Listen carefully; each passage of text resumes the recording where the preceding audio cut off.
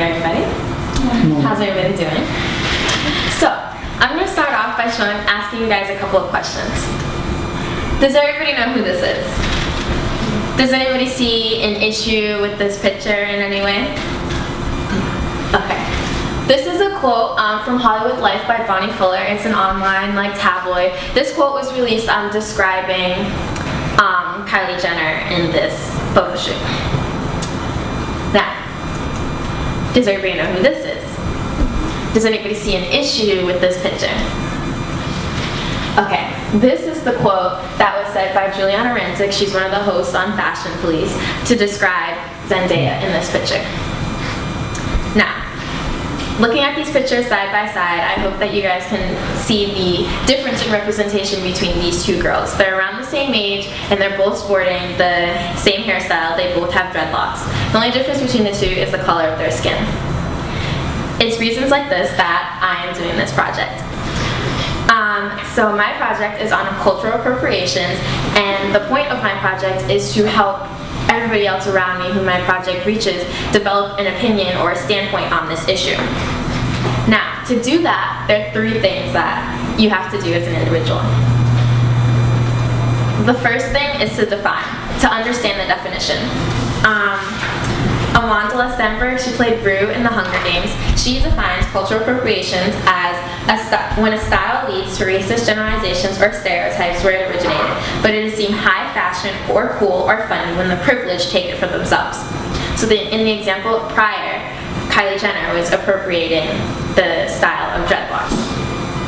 So with my project, I hope to define the definition of cultural appropriations, and I'm doing so through research, and also to help others define, I will be creating a poster series that uses an image or a visual representation of what appropriation is and how to not appropriate. So I'll probably be using a picture of appreciation or like a cultural ally or something like that. The next step in developing a standpoint on cultural appropriations is to acknowledge. It's important to acknowledge that cultural appropriation is an issue.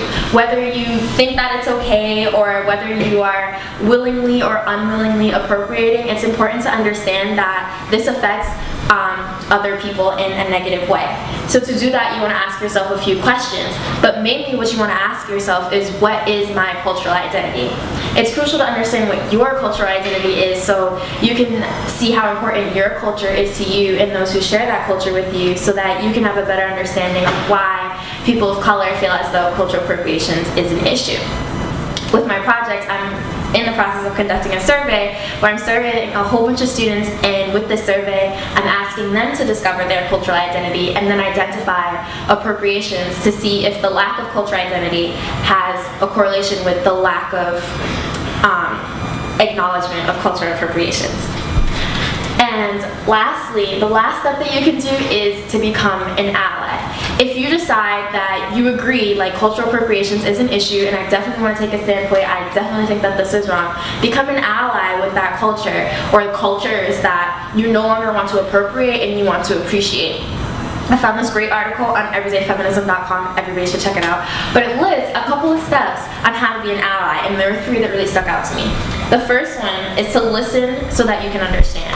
If you want to become an ally with a group, that doesn't mean that you have to go chanting Black Lives Matter and Black Girls Rock down the hallway, but you just have to be able to listen so that you can understand the issue. The second is that you don't need to be in the spotlight to be an ally. You don't have to attend every single march and put up all these posters and stuff like that to be an ally. You don't have to be in the spotlight, especially if you're privileged. And yes, especially if you're privileged. And last is to be prepared to screw up and make mistakes and offend people. Nobody's perfect, and nobody's gonna understand right off the bat. And of course, if you're not living the struggle, you're not gonna always understand the struggle. But don't be afraid to mess up. Be ready to mess up and be able to change based on your mistakes. And lastly, I want to leave you with these two hashtags: stay woke, stay educated, because at the end of the day, it's really all that you need to do. Make sure that your eyes are always open, and that you're always taking in what you see and acknowledging what you see and accepting the truth. And so if you have questions, ask questions, research the issue, and always stay on top of it. All right.